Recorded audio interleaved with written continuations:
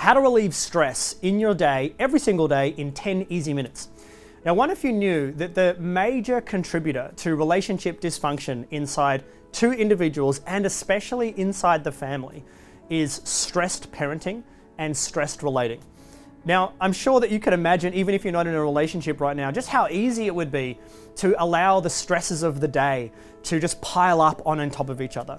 Imagine if you've got a couple of young children, you've got a parent who's unwell, you have some financial stresses come in, you've got some changes around the world and the economy, a pipe bursts inside the house. There's so many things that can come into life that can add on as stresses.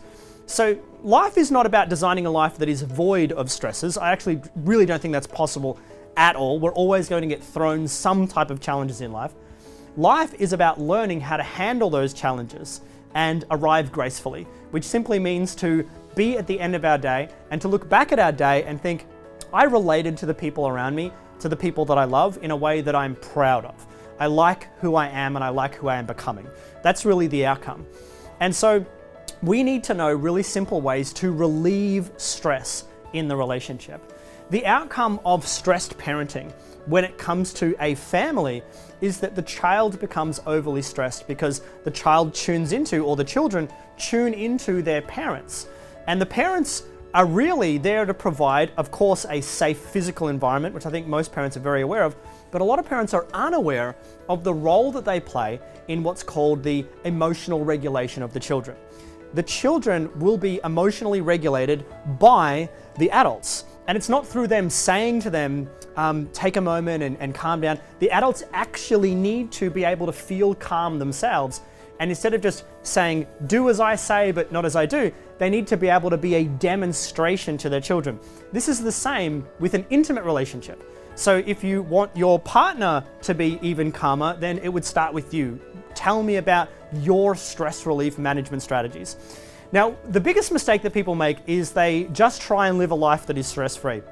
And then eventually the stresses are going to bubble up, and then you will apply your normal way of managing stress. And there's two major ways that people do it. You probably either blow up, which means you allow the pressure valve to just come out, and that could be anger, it could be an outburst, it could be drama, or it could be something like an addiction that you go to. Or maybe you withdraw completely. This is mostly common for men. Most men completely withdraw and they do silent treatment. They'll go into the tool shed. They will just withdraw from the relationship because they don't know how to deal with all of the stresses that are coming up all the time. So I want to share with you a really simple strategy to manage your stress inside 10 minutes. This comes from the world of coaching. And if you love the strategy, at the end of this video, I'll share with you how you can find out more about ideas like this, and you can apply them to yourself and you can apply them to others. When it comes to letting stress out, one of the easiest things we can do is we can have someone, and you can set this up in an intimate relationship or a friendship, but don't do it with your children, right? Don't allow your children to be your stress relief source. You've got to be able to take care of it away from them, and do it with a friend or an intimate partner or someone else that's an adult that you can allow the stress to go out with. And create a relationship with them where you have an agreement to have a 10-minute stress relieving conversation once a day. The idea of this is to have a set-up conversation. I'll share with you the parameters of the conversation that makes it successful, where you can allow your stress to come out. So this is what it looks like. You have a partner and you agree to have a conversation that is one way. And so for just 10 minutes, the other person is not allowed to butt in and say, yeah, but have you heard about the stresses I've got? Or yeah, but it's really, really tough for me. It is one way. Inside that one-way conversation, the person that is there to listen is only there to listen and to validate the stresses, not to agree with them or disagree with them. So the mistake that a lot of people make in conversations is someone will be sharing what is stressing them out, and they'll say, well, today this is what happened, and the kids were really unwell, and then I was unwell, and then we had, I ran out of petrol, and there was just so much that was going on. And the person who's listening thinking, it's not that much of a big problem. That is the opposite of validation. And unfortunately, the person that's sharing their stresses doesn't feel heard, doesn't feel accepted, and so they can't let go of their stress. Their stress actually will increase as a result of that conversation. Whereas if you had someone who's listening to the conversation and their responses are, I get it, I'm hearing you, I'm listening to you right now, yes. That sounds really challenging.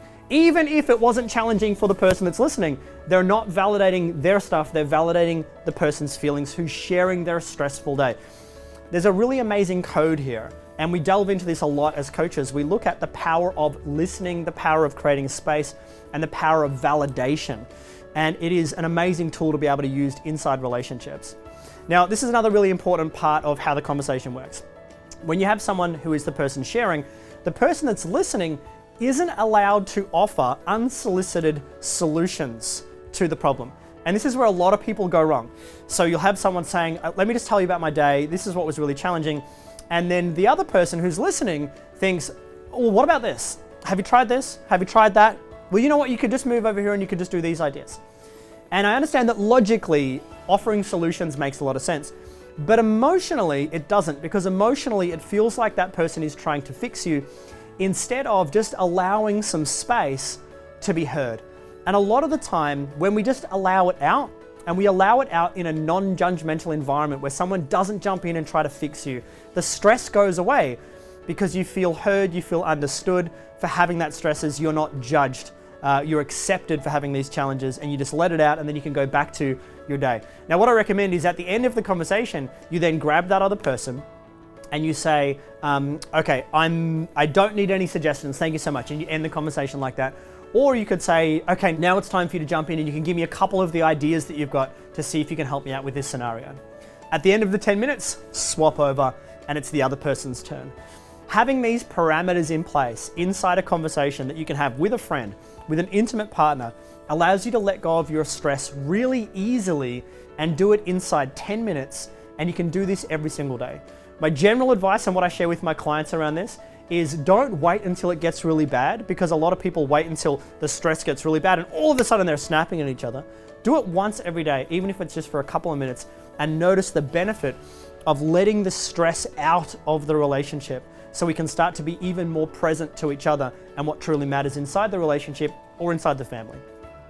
Now, if you've loved the sound of this and if you've resonated with it, I'd love to invite you to go ahead and click the link below where you'll head over to another page where I'd love to share with you a one-day training that we're running all about ideas like this and how we can apply them to our own lives to better our own lives as parents, as loved ones, or how we can actually use these tools to help other people, to help people in relationships, to help families, or just individuals to learn more about how to relate better to themselves. Go ahead and click the link below, and I trust I will see you on the other side.